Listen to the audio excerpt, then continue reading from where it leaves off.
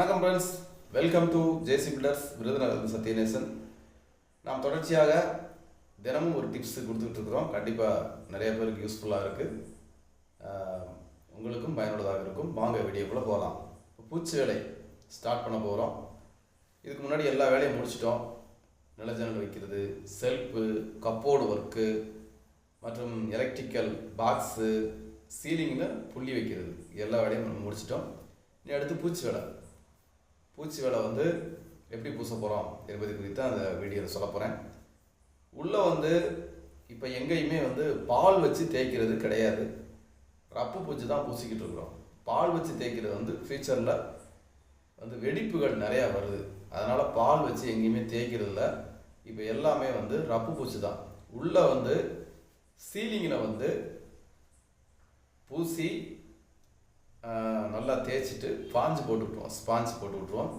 சுவரில் தேய்ச்சி விட்ருவோம். பாத்ரூமில், கிச்சன் இடங்களில் ஃபுல்லாகவே கோடு போட்டு விட்ருவோம் டைல்ஸ் ஒட்டுறதுக்காக. அது உள்ள ஒர்க்கு. வெளியே நல்லா தேய்ச்சிட்டு ஸ்பாஞ்சு தான் வெளியே போட்டு விடுவோம். இந்த ஸ்பாஞ்சு போடுவது எதுக்காக அப்படின்னு பார்த்தீங்கன்னா, வெடிப்புகள் வராமல் இருக்கிறதுக்காக. அடுத்து ஒயிட்டு சிமெண்ட் அடித்தா நல்லா க்ரீப்பாக பிடிக்கணும், அதுக்காக இந்த ஸ்பாஞ்சு போடுறது. இன்னொன்று, கரண்டி தடம் தெரியவே தெரியாது. அதனால் இப்போ அதிகமாக எல்லாரும் பட்டி தான் பார்க்குறாங்க. எல்லாமே இப்போ பட்டி பார்க்குறது தான் நிறைய வீடுகளில். ஒயிட் சிமெண்ட் யாரோ ஒருவர் தான் ஒயிட் சிமெண்ட் அடிக்கிறாங்க. மேக்ஸிமம் உள்ளே எல்லா வீடுலையும் பட்டி. அப்படிங்கும்போது பட்டிங்கும் போது அதுக்கு க்ரீப் வேணும். அதனால் ரப்பு பூச்சா பூசி விட்டால் போதும். கரண்டிட்டு நல்லா தேய்ச்சி விட்டீங்கன்னா போதும். அவங்க தகடு எடுத்து அல்லது கல் வச்சு நல்லா தேய்ச்சிட்டு அது பிறகு பட்டி ஏற்றுவாங்க. அடுத்து நீங்கள் ஃபினிஷிங் டயத்தில் என்ன செய்யணும் அப்படிங்கிறத நான் அடுத்தடுத்த வீடியோவில் சொல்கிறேன். இப்போ நம்ம தொடர்ச்சியாக பார்த்துக்கிட்டே வந்துட்டுருக்கோம். ஒவ்வொரு வேலையாக சொல்லிக்கிட்டே வர்றேன். நீங்கள் ஆரம்பத்துலேருந்து வீடியோ பார்த்தீங்கன்னா தெரியும். அடுத்தடுத்த வேலைகள், இதை முடிச்சுட்டு இது அப்படின்ட்டு. இப்போ நம்ம பூச்சி வேலையை கம்ப்ளீட் பண்ண போகிறோம். உள்ளே வெளியே பூச்சி வேலையை கம்ப்ளீட்டாக முடிக்க போகிறோம்.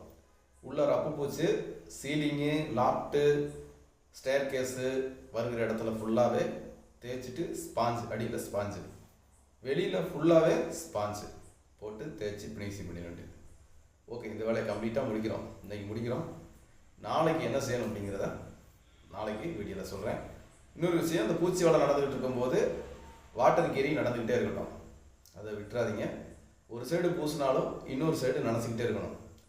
இப்போ ஒரு 2 ரூம் இருக்குது அப்படின்னா, ஒரு ரூம் பூசுகிறோம், ஒரு ரூம் பூசி முடிஞ்சிச்சு. அப்போ அந்த ரூம் வாட்டர் க்ளீன் பண்ணிகிட்டே இருக்கணும். அதனால் கட்டடத்தை தினமும் நினச்சிக்கிட்டே இருக்கணும். அது பூச்சி வேலை முடிஞ்சு ஒரு 3 நாளைக்காவது, பூச்சி வேலை கம்ப்ளீட்டாக முடிஞ்சு 3 நாளைக்காவது நினச்சிக்கிட்டே இருக்கணும். இது நடந்துக்கிட்டே இருக்கட்டும். ஆரம்பத்தில் பூசும்போது பார்த்தீங்கன்னா கிட்டத்தட்ட அது ஒரு 15 நாள் 20 நாள் கூட ஆயிடும். தொடர்ந்து தண்ணி நனைங்க. எந்த அளவுக்கு தண்ணி நம்ம ஊற்றுறோமோ அந்தளவுக்கு நல்லது. ஓகே, நாளைக்கு என்ன செய்யலாம், இந்த வீடியோவில் பூச்சி வேலையை கம்ப்ளீட் பண்ணிடுங்க. நாளைக்கு என்ன செய்யலாங்கிறத நாளைக்கு வீடியோவில் சொல்கிறேன். ஓகே, பாய்.